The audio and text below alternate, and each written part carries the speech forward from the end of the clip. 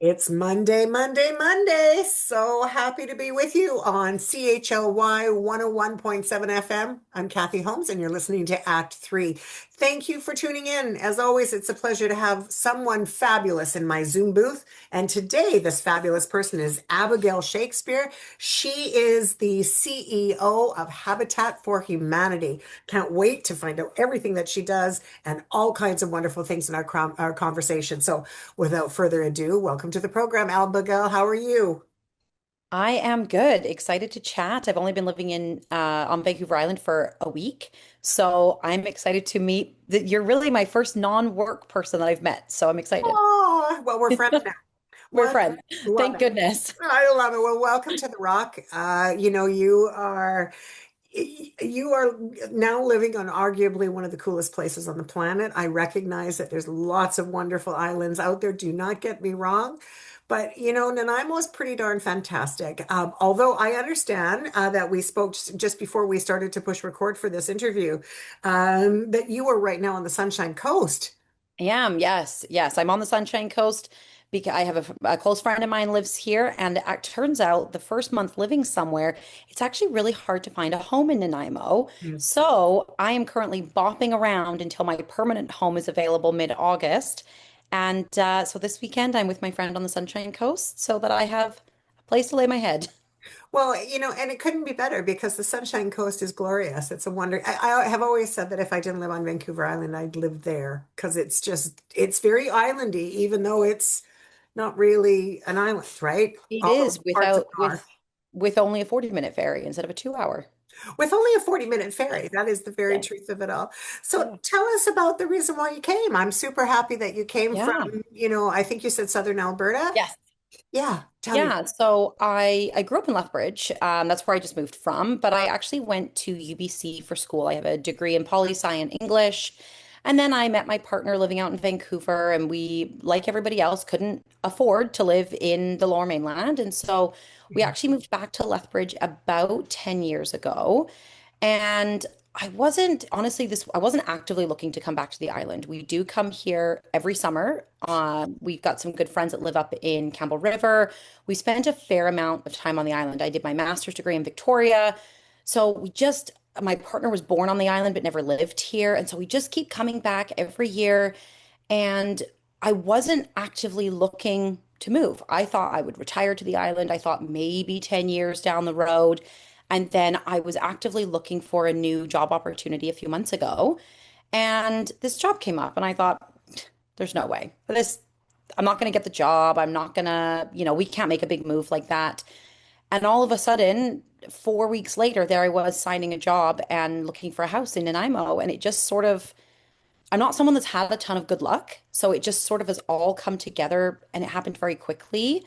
And now, 10 weeks later, here I am, a week in, trying to figure out. On Friday I finally drove to work without my maps on. So I'm getting the hang of things, I think, There you go. slowly. That's fabulous. Yeah, that's Yeah. fabulous.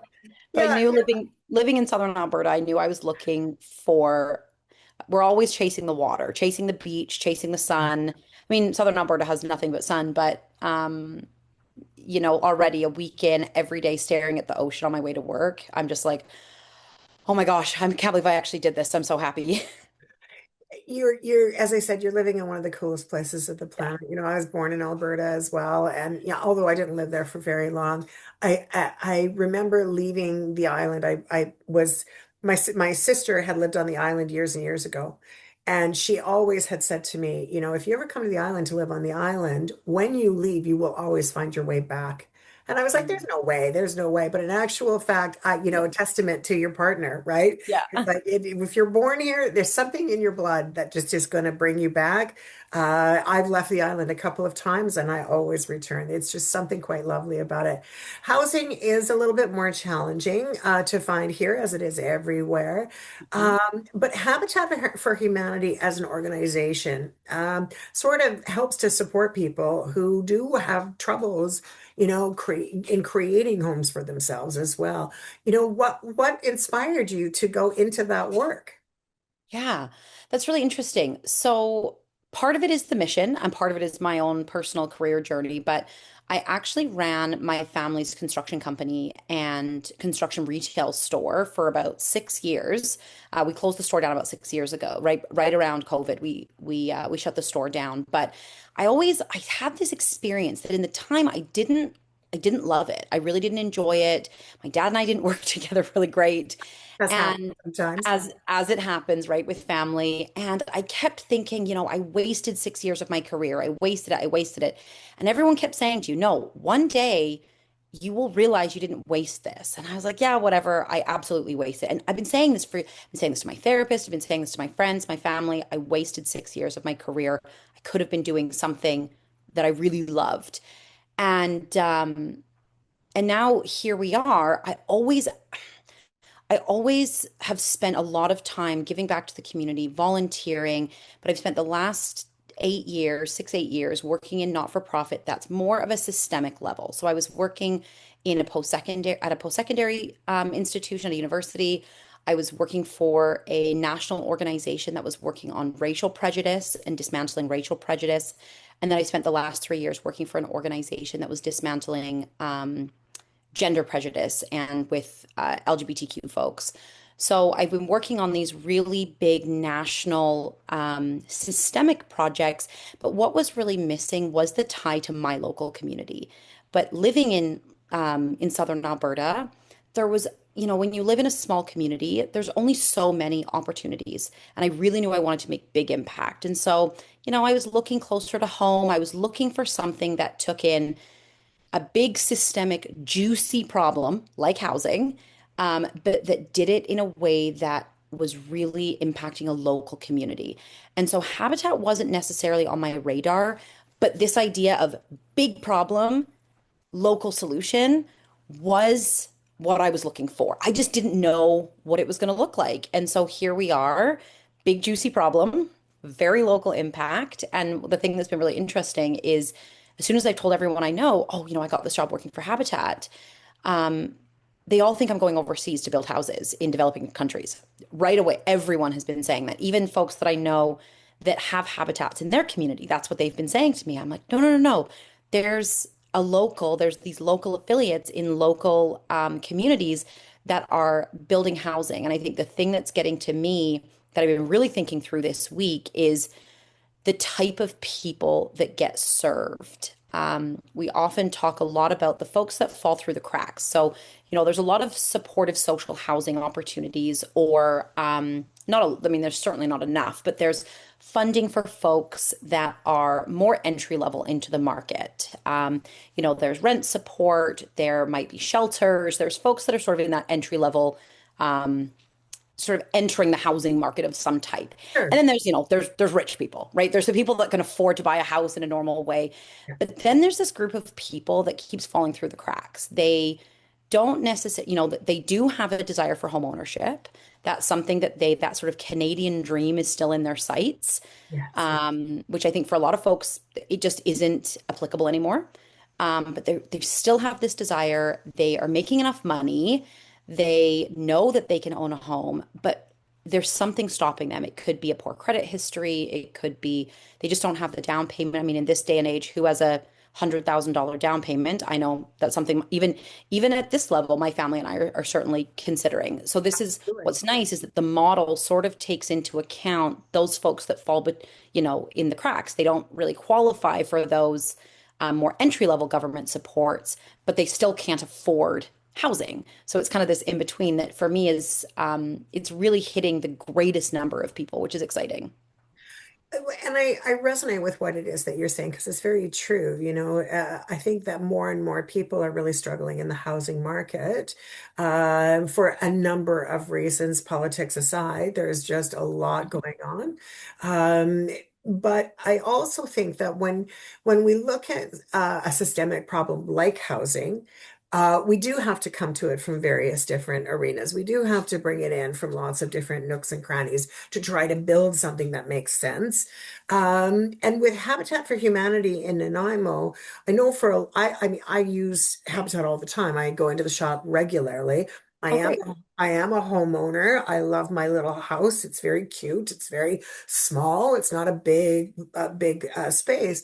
But I Mhm. find that Habitat for Humanity often will have in the Restore shop something that makes sense that I can use as a bridge to a repair where I Yeah. may not need a contractor and it's an easy thing that I can fix on my own. Although having said that, the caveat is that my mother lied. She told me that I could do anything, and that's not true. I cannot actually use the big saws and things and actually ever get the cut correct. So it's just not true. But so I hear what you're saying, and so how do you see, Habitat for Humanity and Restore as being, for Nanaimo, an option for people to Mhm. kind of, help them bridge some of their dreams when things are not really looking that way right now? Yeah, that's a really neat way to look at it, actually. And it's actually what you just said is actually a way, remember, I've been in the job for a week. Oh yeah, So of course, of the way course. you just put it, though, is actually a way I haven't really thought about it is how the restore actually is a great opportunity for folks that are already homeowners, or they might be renters, or, they may have a different type of dream, but it's a way for them to do that without, and making it a little more financially accessible. And we do have some things in the restore that are brand new. They are returns from Home Depot, or they are brand new furniture that we've got some great partnerships with places like Lazy Boy, um, that they can still get brand new furniture, building supplies, appliances, lighting, anything to honestly build an entire home at a reduced price point, which is great for those of us that, sometimes also feel really intimidated going into a Home Depot. I know as a woman, there have been many times where I've sort of gone and been like, "Ooh, I don't really want to ask anybody," and there's a million staff in their orange outfits, and you're just like, I don't know what to do. And, you come into something that feels a little more humble. We've got some great staff that are really, really knowledgeable. I've learned an overwhelming amount in the last week. And I think it's a neat way for people to learn. There's all types of workshops happening in the store. We've got staff that are willing to show you how to do things. I've seen groups of people, I've already seen groups of friends come in, and I can see them talking about, which one's going to use which tile on their backsplash. And this is just in this week. And it's a neat way that the administration side, the build side of Habitat is there to build homes, renovate homes so that we can get families into these homes. But the restore side, which really is the social enterprise arm of Habitat Mid Vancouver Island, and we have both the Nanaimo restore as well as one in Duncan as well. You're right. It allows folks to repair their home, build their homes. And given the sheer cost of property these days, there's lots of us that are having to go into homes that need a great deal of repairs. And that can feel really overwhelming. And to have that sort of one-stop shop feels great. Well, it's a fixer-upper mentality, right? If you're Oh, going to yeah. get into the housing market, we need to get into that fixer-up stage. I do want to share with you something that I think that I miss because it was something that happened with Restore through Habitat of Humanity, of course, that I absolutely adored. And unfortunately, I wasn't able to go to all of the classes because of a shortage of staff, and so they had to shift it. Mm. And so but there was this incredible series of how to do this set of classes. There was like 8 classes, and one of them was like putting in a sink in the bathroom, or Yeah. how to measure your cupboard lines, or how to use a screwdriver, an electric screwdriver, like as simple as that Yeah. sounds. And it was catered towards women who had not necessarily used power tools before, not necessarily been their own home fixer-upper. And so sadly, because when they shut that educational series down, I do hope it comes back. It was such an incredibly good way for us not to be afraid of those bigger projects, right? Yeah. So having that in mind, you did talk about some classes, and again, you've only been there for a week. We cannot stress that enough. In all fairness, love to be able to do that. I've owned my house for 16 years. I still am having troubles when doing some basic repairs. No expectations on my end, Okay. none. Phew. or for I'm sure any of our listeners. But but we do know that it is a social enterprise for Yeah. Habitat for Humanity. So I'm curious about, what are some of the pillars that you've learned about Habitat for Humanity in your first week that just rise above the cream and make you go, oh yeah. Oh man, it's interesting being on the CEO side and not necessarily in the retail side. So I think had you asked this to me a year ago, 5 years ago, I think my answer would have been a lot different. Sure. Going into the CEO side, the pillars are the staff, without a doubt. And I think that maybe sounds cheesy and, something people say all the time is, it's the staff, but this is a group of people who have been working together. Some of them we have someone, he's been working there for, I think it's either 16 years this week or 13 years. I can't remember. And the joy that this man had on his face when I met him, actually, so I only started my job last Monday, but the week before I volunteered at the pop-up shop that's happening at Nanaimo North Center Mall right now. Yes, yeah. And this man is so excited to come to work. He's showing me around. He's excited about the work that's being done in the restore. He's showing me all of these things, and he felt like the joy of someone that had been new to a job. When you're in that first year of your job, you're so pumped. And when he tells me that he was our longest running employee, I was like, oh my gosh, how are we keeping people this long? And he's not the only person that's been there a long time like that. How are we keeping people this long in a nonprofit world that has a ton of turnover? So that has been for me right away, looking at those long-term staff members that deeply, deeply care about not just our clients and our partner families, but about their Nanaimo community has been a really, really neat piece of it. And the other thing that's really actually stood out to me is one of the things I was actually concerned about by taking a job that was rooted in local community is that I would lose my exposure to national systemic juicy issues because we were taking that local flair. And that is very much not so the case. I've already been introduced to this group of folks. They call it the BC Caucus. And it's a whole bunch of people that are working for habitats across the province where we all get together and we're able to look at how do we as a cross-provincial team advocate to the federal government for better both financial or other resources for housing across the housing continuum, not just for supporting us as organizations. And so that for me is so exciting coming out of this last week, being like, okay, I can have local impact. I can ensure that we are providing long-term jobs for local Nanaimo families, and I can still be part of really complex national and sometimes global problems. We know that housing is a global issue, and that for me is feeling really exciting. Curious about your take from this perspective because housing is such a global problem. And in Nanaimo, like many, many little bit, we're still a small town sort of city. We're not a huge city, but Yeah. but we're not small, but we're not grandiose, right? Like we're not Vancouver. But and many cities across Vancouver Island are finding that we have a very strong unhoused population. I know I working with the unhoused for quite a long time.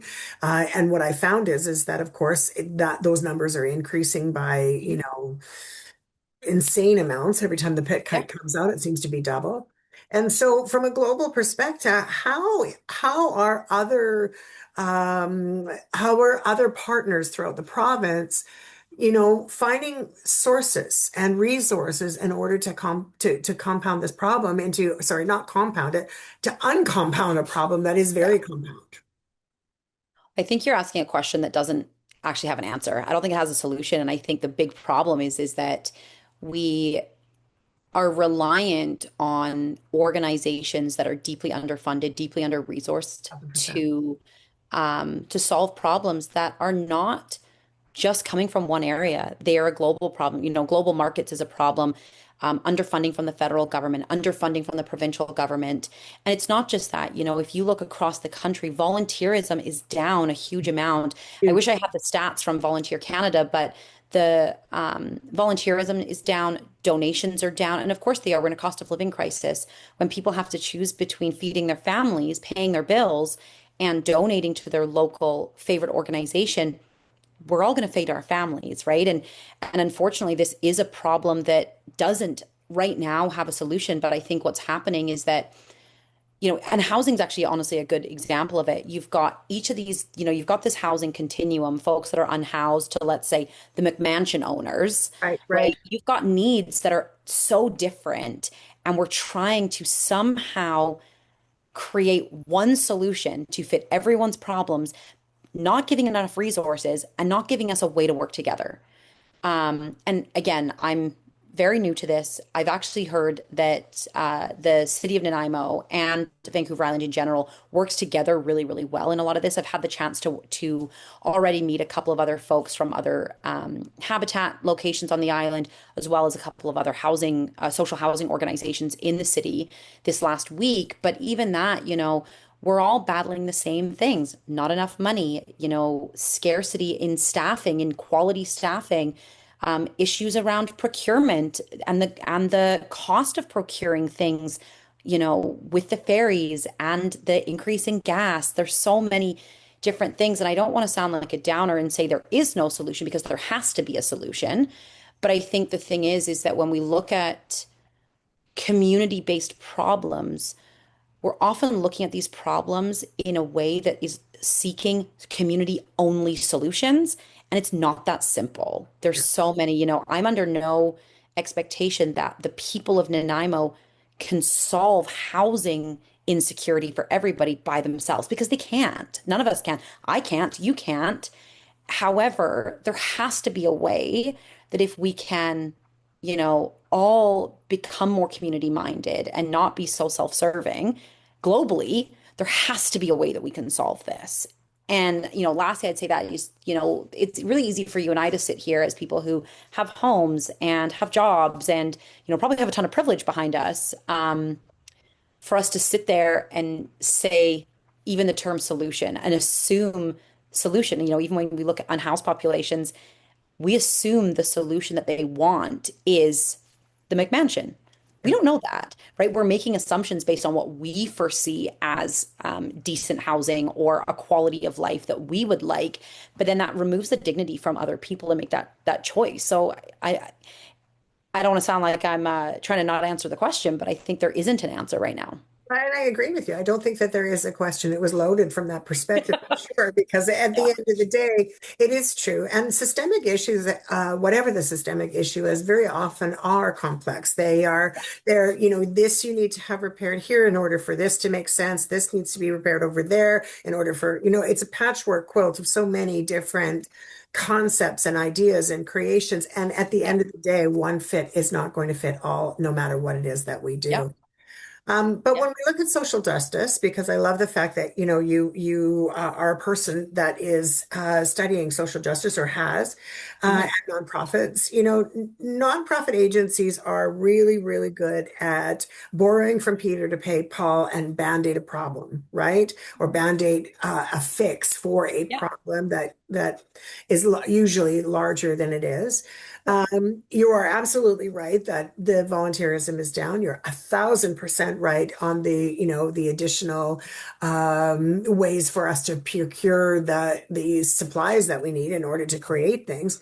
Mhm. But I'm curious about Habitat Humanity's take on, because you're not getting the same kind of funding that you once did. So are you downsizing? Are you having less projects? Or are you trying to find new creative ways, do you think, to help maximize or leverage what you do have to be able to at least stay at status quo? Yeah, that too is a loaded question that, again, after a week, I only know so much. But I think there's a couple things there. Yes, like every organization in Canada and probably globally, I don't know enough about the global nonprofit sector, but nationally, every organization is down in some ways. We've been very, very lucky that our restores are really successful. Our Nanaimo restore is year over year growing. The local folks that are, whether that's a testament to the marketing and the impact of the store, but I think it's also a testament to the fact that folks are needing to buy secondhand instead of buying at, the big box stores, unfortunately. Um, but absolutely, we are excited to grow. We're excited to do some new housing over the next few years. There has been, I think, post-COVID, I think a lot of things have shifted, not just the cost, but you Sure. know, the cost of building has shifted. We used to get a ton of donations from back even 7 years ago when I owned my construction company. At the end of the year, at the end of the job, we would just dump everything, right? We would just do whatever. There was a ton to get rid of. We were always over ordering, instead of putting a 4% extra flooring, I would sometimes add 10 just because I would round it up a couple of boxes just in case we had issues, or companies aren't doing that anymore. So they don't have as much to donate. At the end of a project, they might have half a box of flooring. They don't have 6 boxes that someone Yeah. can come in and buy and redo the flooring in their kitchen anymore. So I think Habitat Restore donations have probably decreased because of all of these different resources. Um, but we are excited to pursue some more projects. So we actually, for some folks that haven't seen it yet, there's been a fair amount of media, but we've just opened up applications to a home on Second Street. Oh, great. So we're calling it our Second Street project, but we have a Lovely. house right now that we're actually about to start renovations on in the next couple of weeks. We just started this week doing clear cutting some of the yard. And so we're excited the family selection process is happening right now. For anyone listening that is interested, you can actually go to the Habitat website, you can apply, and it's a really short application process at this stage. And they can apply for their family to end up in this home. A lot of people, when they look at Habitat, they do make the assumption that it's free housing. It isn't. But what they do in exchange for a down payment, there's volunteer hours, there's no interest mortgages. There's a whole bunch of different financing options that go into these things. But we have opened up these applications. We've currently had the thing that feels really overwhelming. In the first week, we've had something 60, 100 applications, which tells me that the need is humongous. So at this stage, I know that we are doing basic qualifications. And then in August, we will then go back to the qualified families to do a full application. But we're just starting this renovation process. And it's been a while since we've done one. And then my hope is then I don't have any details whatsoever, but my hope is that in 2027 that we will hopefully start a build. That's my hope. That's awesome. And I did not know. So this is like super Oh, exciting, great. hot off the press to me to hear about Yeah. this. So the Second Street housing, I'm grateful that you guys are still moving forward because I did wonder as to whether or not that was going to continue in our community Mhm. because we have seen so many shifts in the housing market and it being, unaffordable for lots of reasons. And so if it's unaffordable for people like yourself and myself as well, it's just as difficult for organizations, companies, service providers to buy property also. Oh, Um, totally it is. it's crazy out there. It really is. And, Yeah. I've I just got my mortgage bill in as well for my annual, review of paying my Mhm. taxes. And once again, my tax bills have gone up also by a significant amount. So Mhm. the shift in my payments every week are noticeable Yeah, again, right? absolutely. And so I'm not surprised at all that you're getting 60 to 100 applications. I certainly won't be surprised if there's significantly more Oh, I would guess so. because it's a lot. So how do you choose your properties? You know what? I would love to answer that question. I know that there's been various things in the past. I know that we have had incredible generosity from families or from municipalities where we've received either blank pieces of land. I know we've had folks put that into their wills, which a lot of people don't even think about, A that they know wonderful that way to it's an give back. option. Wonderful There, way. people don't even think about the fact that they can will a piece of land to a charity. And they absolutely can. It's incredibly easy to do it, even. We've It's had that type of generosity, which makes our decisions for us. We get this piece of land and either we build on it, we sell it to try to figure out what's going to maximize the amount of impact. And that might be, if it's a small piece of land and we can put a duplex on it, or is it a large piece of land? We could put a fourplex. I actually just went up to visit the habitat that's in Courtney the other day, and I was showed some really neat, innovative ways where they've created a 12-plex in just a really wow. small piece of land. They were able to serve 12 families in one location. So for us, part of that is going to, the decision will be made from, where do these sort of donated pieces of land come from? And then other ones, it's where's the need? right? This is the process that I'm going to have to really learn a lot is as I'm learning Nanaimo and North Cowichan and Duncan because we actually cover not just the city of Nanaimo but mid Vancouver Island. So we're out to Port Alberni and um, where is not just the need, but where are we going to be able to afford to build? What is that going to look like? Because if individuals are struggling to afford to build, it's no different for organizations. We are very lucky that we rely on volunteer labor to help build and renovate properties. We rely a lot on donated material, which is exciting as well, but it's still incredibly expensive. So maybe ask me again in 6 months how we choose our properties and where to build, and I might have a better answer for you.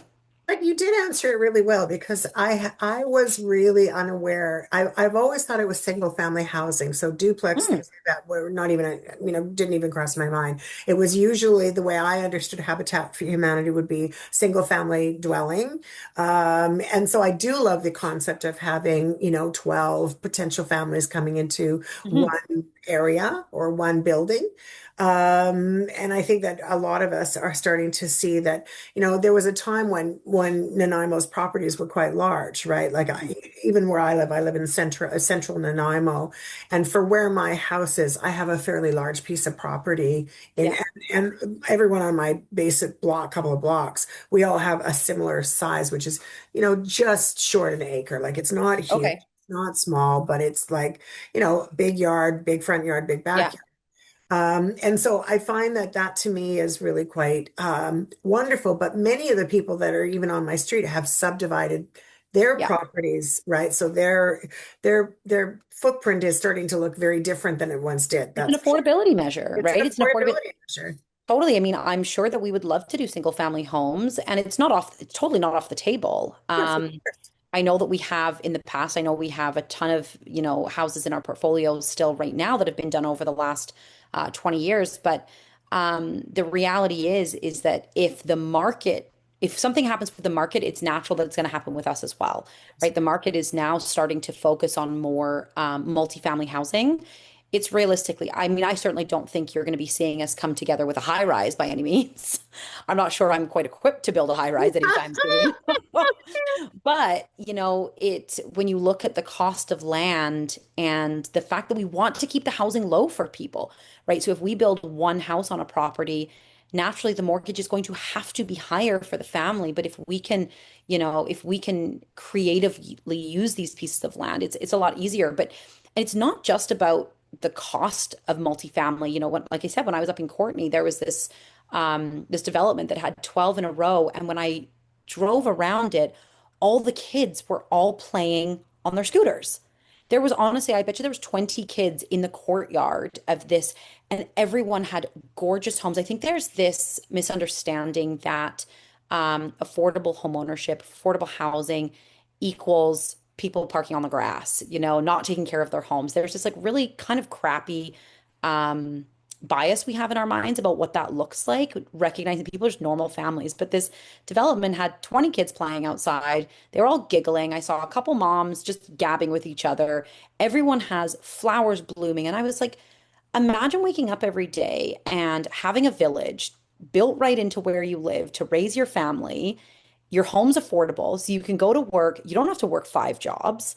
There is a volunteering element to having a Habitat house. So, you and your family can go and volunteer on a Sunday afternoon at a restore, and it's a really neat model that's about more than just affordable housing. Well, you're right. And we all need a community, right? We all are striving to live a life where we can, open the door and let our kids run free and do the things that we Yeah. did when we were younger ourselves. So, I agree with you. And I also think that there is a narrative that goes around Habitat for Humanity that circles around poverty, right? And that's not always the case either, is it? No, and I think it's how do we define poverty? I think we're actually, what does it say? We're all, 90% of us are, I forget what the One stat is, but paycheck 90% of us away. Yeah. are a paycheck away. And, I'm a well-paid executive. I am still less than 3 months away, and so what even is poverty? I think there was a time where poverty was, you couldn't keep your lights on, you couldn't feed your family, but it's not just about money anymore.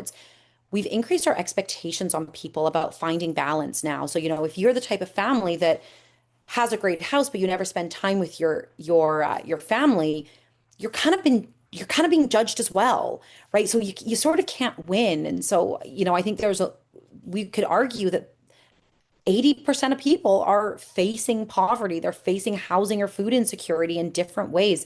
I saw this stat last year. This was based in Alberta, but 30% of people in 2026 that are going to use the food banks in will be the first time they've used it. And that's an incredibly challenging stat to hear. At the same time, it's not particularly surprising. It's not. And certainly from the housing continuum, what I've learned as well is that the average age of people becoming unhoused for the first time in their lives, the average age is 73. For the first time finding food insecurity are in their 70s. People are losing their homes. They've been rent evicted. They've been, any number of different things that have Yeah. happened over the last few years. And so it has made the conversation more difficult, and Yeah. housing and food insecurity are the two most important topics right Yeah. now in almost any government you listen to or speak about. Um, Absolutely. and within reason. I mean, our population has increased. Our ability to support that population is not Yeah. quite there. There's a lot of reasons. Yeah, But yet we're still living, and maybe we could talk a little bit more about this later because I could get into this forever. But this idea of, I've been seeing it a lot go around Instagram recently around you can't have a village without learning to be a villager. exactly. And we've got these big juicy problems and we're not helping each other solve them. We're not knocking on our neighbor's doorstep and asking for a cup of sugar anymore. We aren't, when it's actually funny. So my next door neighbor in Lethbridge, she actually works at a local shelter, at a local food bank, and she messages me on Facebook whenever she's got extra food from the food bank and says, "Hey, we were going to throw this out. I've got extra Yeah. grapes, extra salad, extra bread. Do you guys want it?" And we'll say, "Yeah, of course. My gosh, great."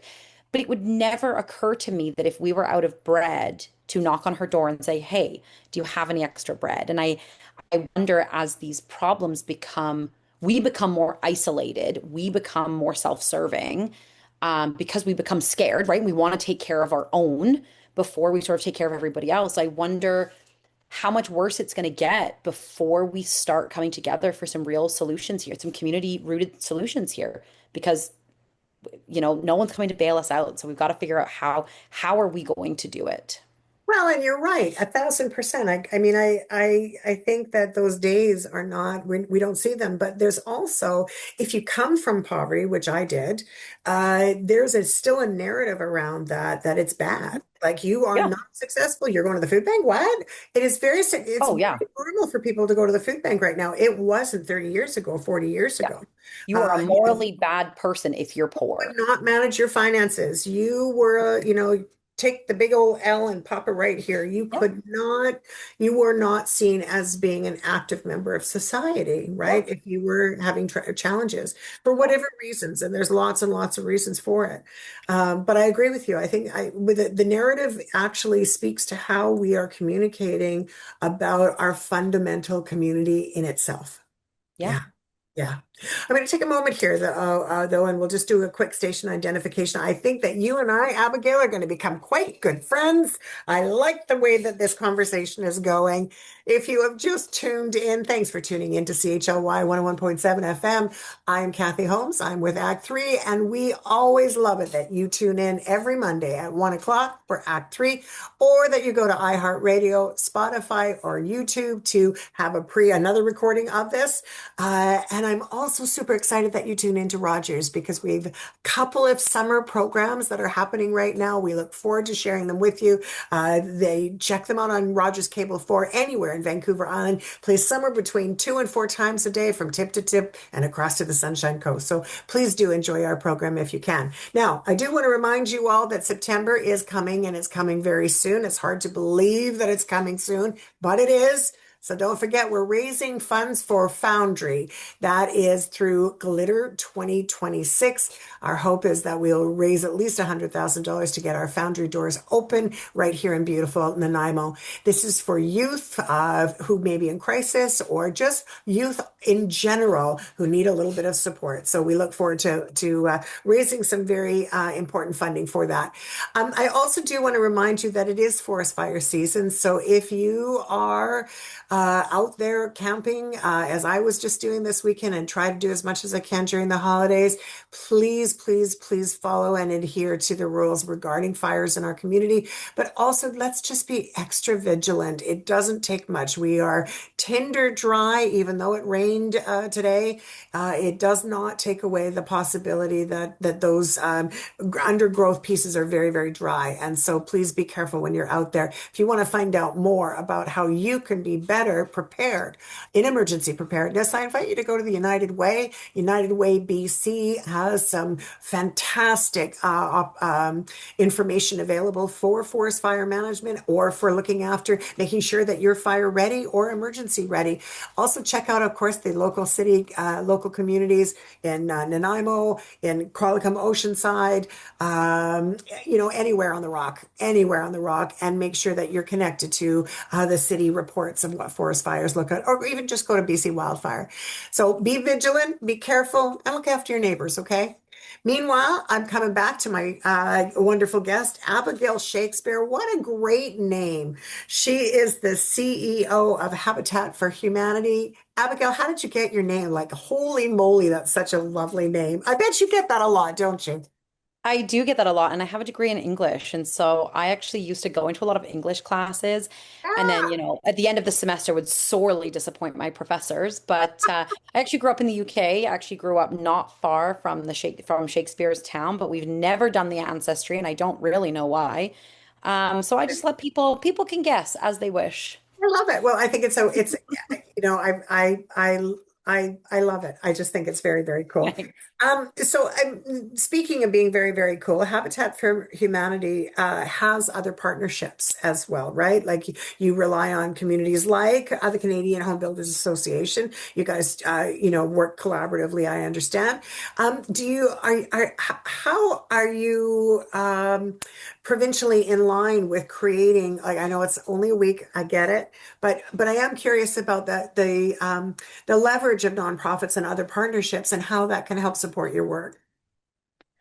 Yeah, that's a hefty question. And actually, it's a question that I'd really love to become more involved in as I settle into the city, and understand how I can be a larger part of the nonprofit conversation. That's really where my skills lie, is how do we try to solve some of these juicy problems together? But absolutely, there's plenty of partnership opportunities and things that we're looking for and ways that we support.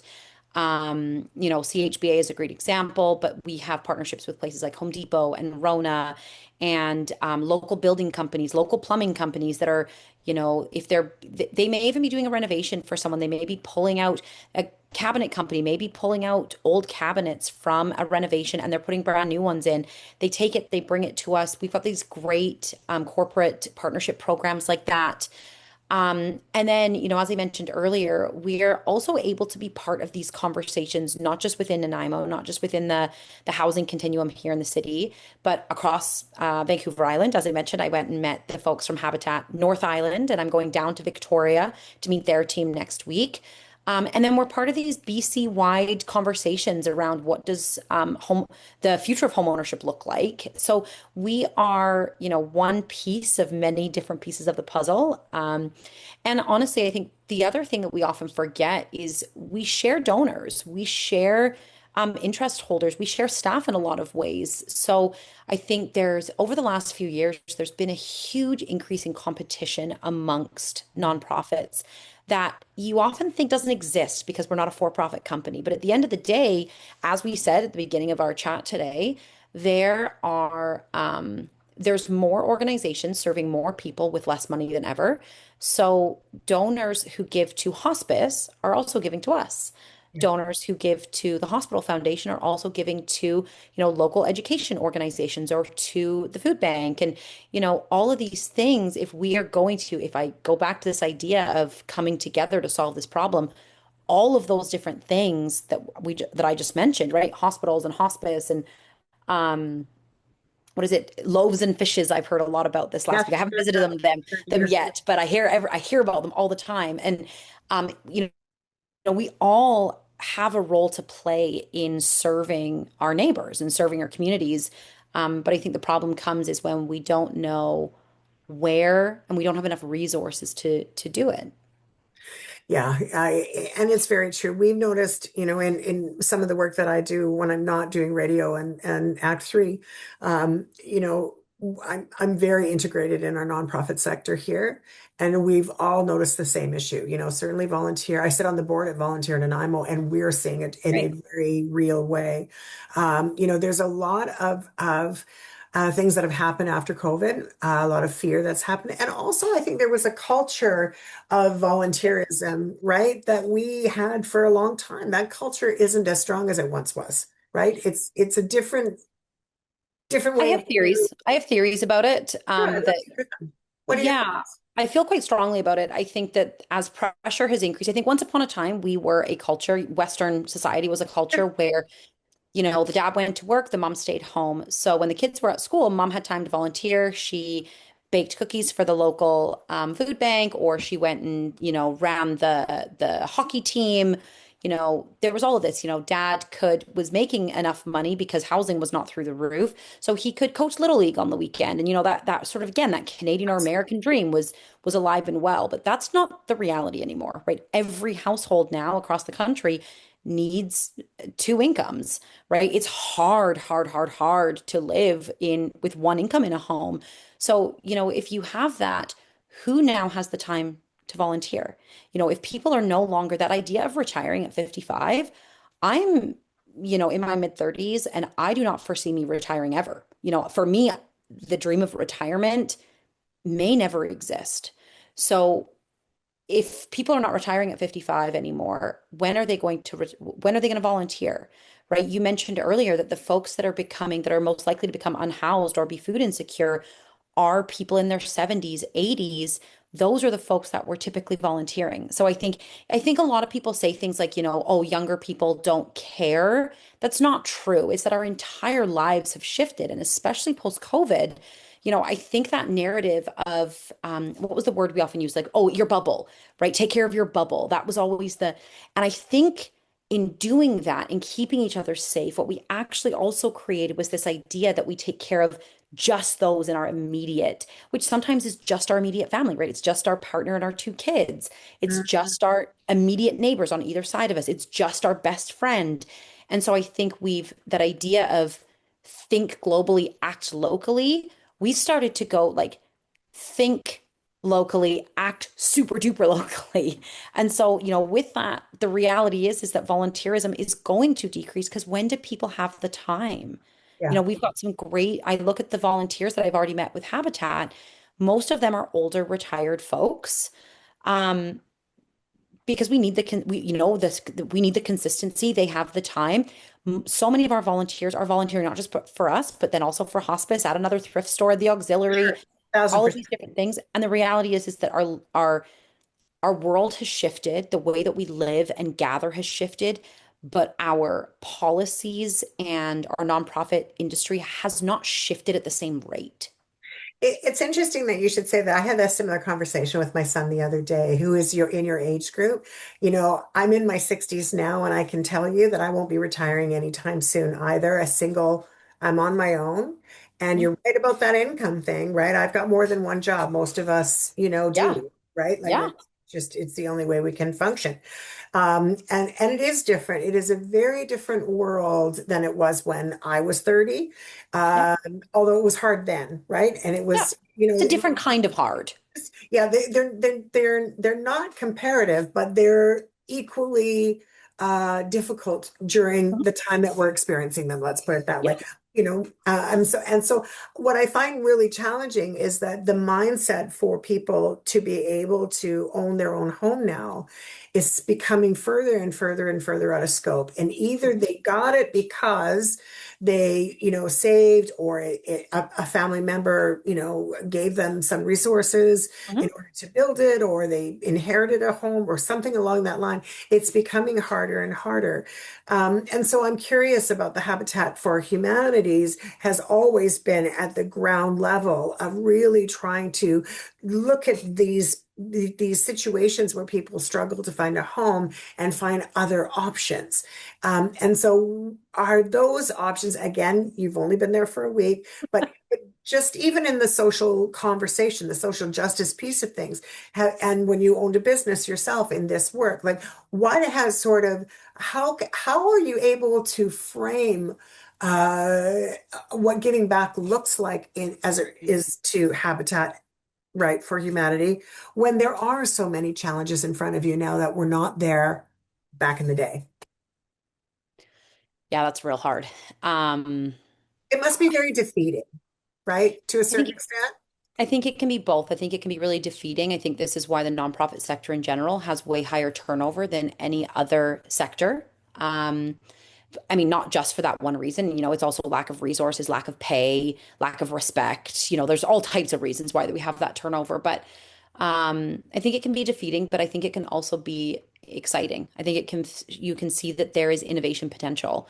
The nonprofit sector is a sector that is really, really bad at innovating.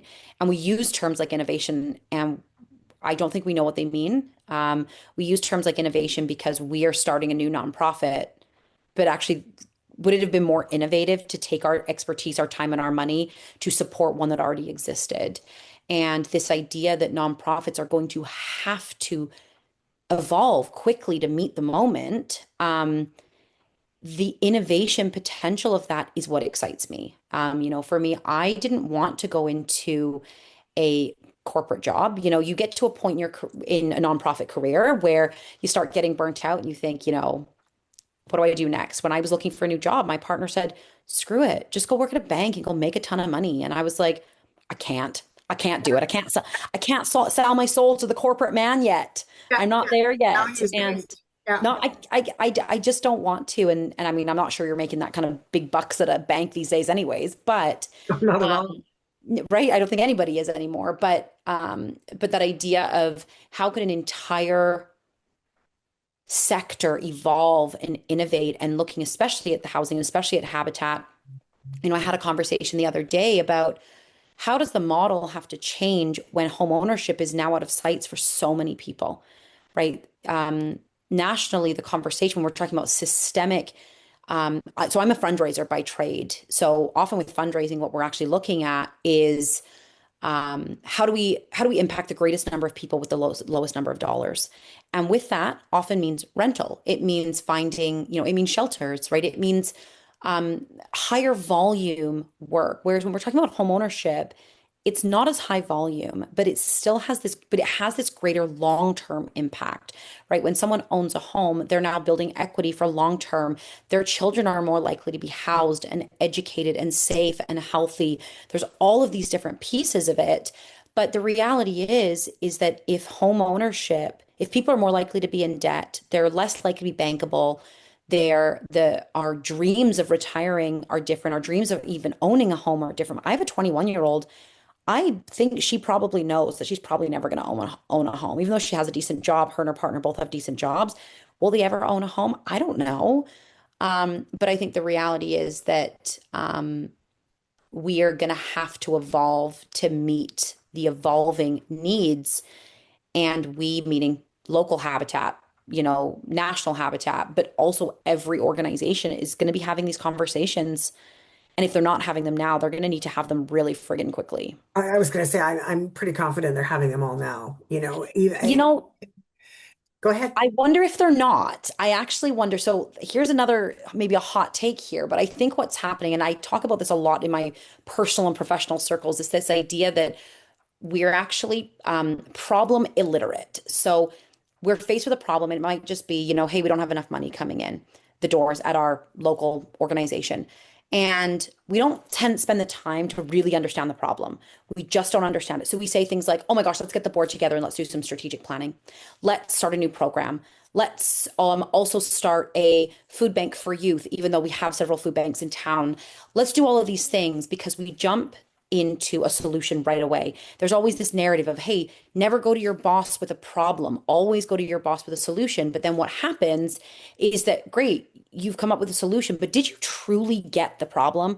Or were you scared and did you not even know how to get deep into the problem to fully understand it to then be able to solve it? So I actually do not Did you sweep subscribe it to that under the idea. rug in order to move, Totally. right? So Exactly. And then you come up with this, like you said earlier, a band-aid solution instead of solving this problem. So I think this idea that organizations are looking at how to innovate and grow and change and solve problems, I don't think they are. I think that they're in this place where they're panicking and they are trying to find solutions without fully understanding the problem that they're facing and thinking that the problem is theirs individually to solve.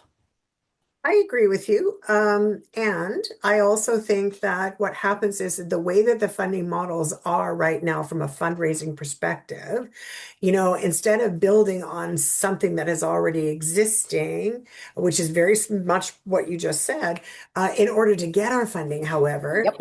we New have to programs. reframe it. It could be the Yep. same program, but if it looks the same, we already funded that. So It's ridiculous.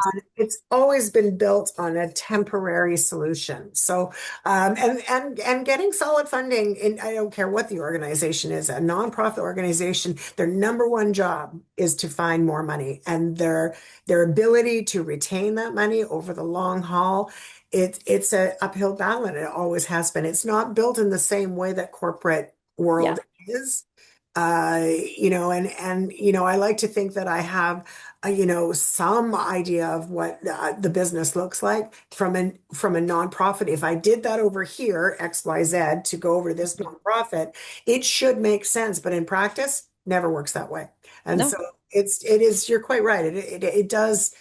It is a bigger problem than we give it for. I cannot believe this, but I just looked at the clock and I We're realized that there. we're at the end. Oh, we didn't even get your thing out. So we are obviously going to be back on the show again in the future Okay. because there's so much more to say. How do people find you, first of all? Great. Well, as I mentioned, we have got two Habitat restores in the area. We have one in Duncan and we have one in Nanaimo on Mostar Road. I think from what I understand, most Nanaimo, what do we call them? Nanaimoites? Nanaimo. Nanaimonians? Yeah. Okay, great. It seems that most folk know where we are in Nanaimo, at least. Right now, until the end of the month, we also have a restore pop-up at Nanaimo North Center Mall, or you can check us out on the website at habitatmvi.org, which is actually also the best way to, if you're sitting here wanting to apply to be considered for the Second Street home by the first week of August, that is the best place as well. And I work from the office on Mostar Road. So, I'm around to say hi to. If you've got a big, donation, whether that's a nice fat check or if it's a kitchen that you've just taken out of your house, we'd love to take either one at this point. My favorite call to action. Absolutely. Abigail, thanks for being on the program. We literally have 30 seconds before I Yeah. have to call us off. But my favorite part of the show is still that piece of wisdom. If you could give us a takeaway, what might that look like for you? Yeah, I'm going to do this from the personal, not the professional, and it's to take the big scary jump, move from the little southern Alberta town to the scary, beautiful Vancouver Island, new city, and if it absolutely terrifies you, do it anyway. Best possible answer to that question. I think it's so important that we just do it anyway. Do it It's been anyway. a Do it pleasure. scared. Yeah, be scared, do scared, and then get up and start again. Yeah. Thanks again for being on the program. Thank you. Have a great day, everybody. Great to see you on Act 3. We'll see you next time. Enjoy the week. Bye for now.